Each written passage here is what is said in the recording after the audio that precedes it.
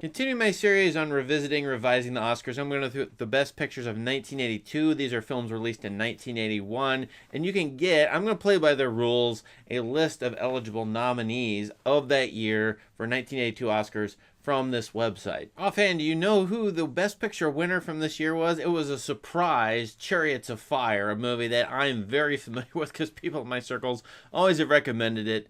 But it's a strange movie in a lot of ways. Its subject matter, its time period. As it turns out, 1981 is a year where people are looking back 70 years and making these historical dramas, Chariots of Fire, Atlantic City, not really that much, but Raiders of the Lost Ark harkens back to 40 or 50 years ago. But Reds, the big epic from Warren Beatty, Ragtime by Milos Forman, set in the 19-teens, and then the bomb from the box office, Heaven's Gate, which has been reappraised, reevaluated, and thought better of today than it was back then. The list of Best Picture nominees is interesting to say the least, but I disagree with most of it, as you're going to see. You get Chariots of Fire, okay, Atlantic City, that's a Louis Malle film, Burt Lancaster, Susan Sarandon.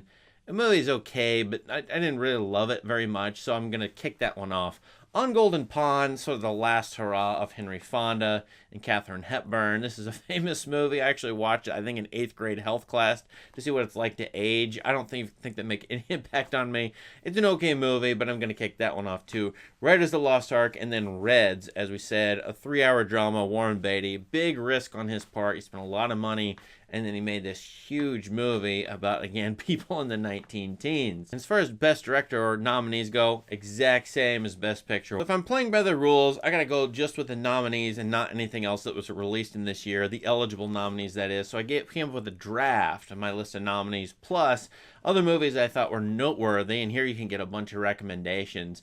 There's my draft of nominees first, but I want to look at the noteworthies, and I'm not sure. A couple of these I really want to put up there in the nominees. I'm just not sure which. Go through them. American Werewolf in London, kind of an interesting horror movie. A lot of consumer culture satire in that. Blowout is a great movie to look at. Brian De Palma. It's in the Criterion Collection with John Travolta. I just disagree with it, where it goes in the end. It's kind of a duddy ending to me, and who turns out to be the killer and the bad guy sort of forsakes the conspiracy in the movie, but I like the movie's look a lot. Check it out. Body Heat's a very good film noir by Lawrence Kasdan.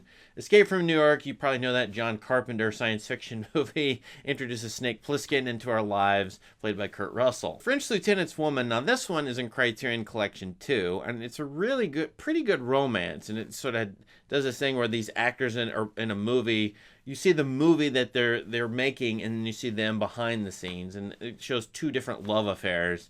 If you're into romance, historical romances, I actually would recommend this movie to you. The Funhouse, I like this movie a lot. I feel perverse saying it. Tobe Hooper.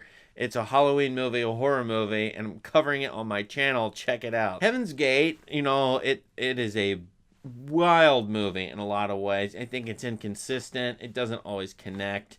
It has some fantastic scenes, a lot of great shots. I don't think it makes a lot of sense, but I would put on here as noteworthy for sure. Another romance movie, love story, Albert Brooks, always worth watching in my opinion. So if you like romance stuff, there you go. I'll give you 2 recommendations. Oh, a third romance, never mind, On Golden Pond, but these are older lovers, of course, or older married couple.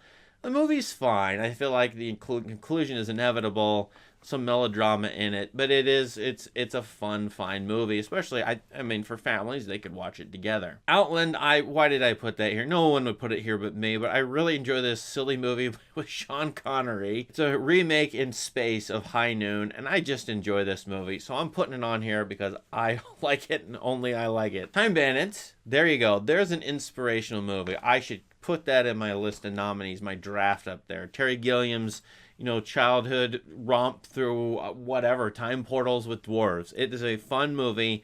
It is very well done, in my opinion. Always watchable. The consumer satires in this one, too. Check it out. That one's in Criterion as well. And here's another one. I feel badly I didn't put this up in my draft, but I did cover on the channel. Vernon, Florida. Errol Morris's documentary. It's only an hour long about this weird, out-of-the-way city or town in Florida. It's an interesting movie to me. I really appreciate, Morris's vision and his ideas, the way he puts a documentary together. If I were going to put a documentary together, I would look at Morris's movies first, and this one is an underrated one from him after he made Gates of Heaven. Okay, but then what's the draft of nominees? Chariots of Fire, okay, Gallipoli, Peter Weir, great Australian movie about Australians in World War One, makes me sad. One of the 2 or 3 movies I actually cry during, which is very interesting. I don't usually cry during movies. This one makes me do that. My Dinner with Andre, great movie about 2 men conversing in a restaurant, and that's all that happens in this movie. The conversation is wonderful. It shows that the art of film can be about anything. It's just about 2 people talking. So there you go, My Dinner with Andre. Prince of the City. Now this one to me was, I can't believe they left this out. Sidney Lumet made an excellent cop drama about cops narking on each other, going undercover against each other. One man who's a cop whose conscience has burdened him, and now he's going to go investigate other cops on behalf of an internal affairs department. This movie almost certainly inspired a bunch of people. Scorsese and all his future movies. The Dark Knight, for example. Definitely a bunch of movies like that comes out of it. But this is a serious adult movie by a master craftsman. I'm going to praise this movie later. I think it's underrated, underwatched. It is a fantastic movie. Raiders of the Lost Ark, I'm just putting reds up here. I don't even know why. I don't love the movie, but it goes for broke, and it's got some good stuff in it. Thief. Thief is a fantastic movie. And first movie by Michael Mann.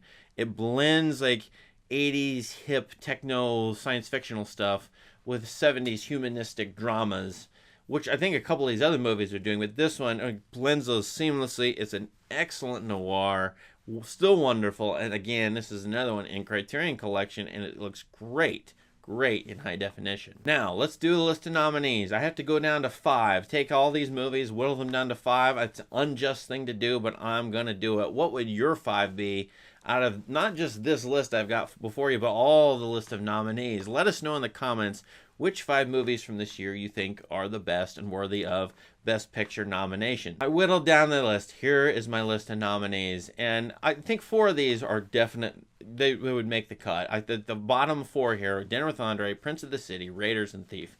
These are going to make the list. I had no problem putting any of these here. I was really, though, vexed over the 5th one. I put Chariots of Fire here.